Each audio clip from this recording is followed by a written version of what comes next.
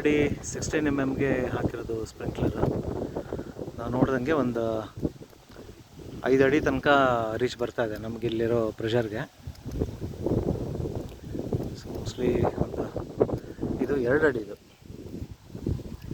ಆಮೇಲೆ ಇದು 1 ಅಡಿ ಇದು. ಸ್ವಲ್ಪ ಸರಿ ತಿರುಗ್ತವೆ, ಯಾಕೆ ಗೊತ್ತಿಲ್ಲ ಅಂತ ನೋಡಬೇಕು. ಈ ಕಡೆ ಇದು ಚೆನ್ನಾಗಿ ತಿರುಗ್ತಾ ಇದೆ.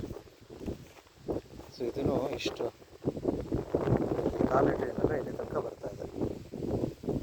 ಗಾಳಿ ಈ ಕಡೆಗೆ ಇರೋದ್ರಿಂದ ಇಲ್ಲಿ ಸ್ವಲ್ಪ ರಭಸ ಈ ಕಡೆ ಕಮ್ಮಿ ಇದೆ. ಸೊ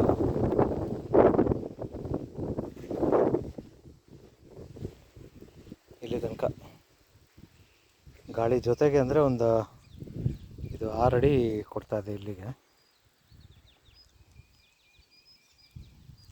ಮೋಸ್ಟ್ ಲೈಕ್ಲಿ 12 mm ಒಂದು 2.5 ಅಡಿ ಇಟ್ಟರೆ ಸರಿ ಹೋಗ್ಬೋದು ವಿತ್ ಸ್ಟ್ಯಾಂಡ್.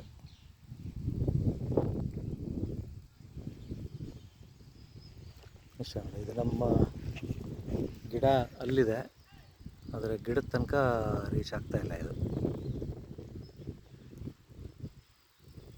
ಗಿಡಕ್ಕಿಂತ ಒಂದು 3 ಅಡಿ ಹಿಂದೆನೇ ಬೀಳ್ತಾ ಇದೆ. ಗಾಳಿ ಆ ಕಡೆಗೆ ಇದ್ರೂ 3 ಅಡಿ ಹಿಂದೆ ಬೀಳ್ತಾ ಇದೆ. ಆಮೇಲೆ ಇಲ್ಲೂ ಗಿಡ ಇದೆ, ಅದಕ್ಕೂ ರೀಚ್ ಆಗ್ತಾಯಿಲ್ಲ. ಒಂದು 5 ಅಡಿ ತನಕ ಹೋಗ್ತಾಯಿದೆ, ಮತ್ತು ಒಂದು 3-3.5 ಅಡಿ ಶಾರ್ಟೇಜ್ ಬರ್ತಾಯಿದೆ ಇದರಲ್ಲಿ.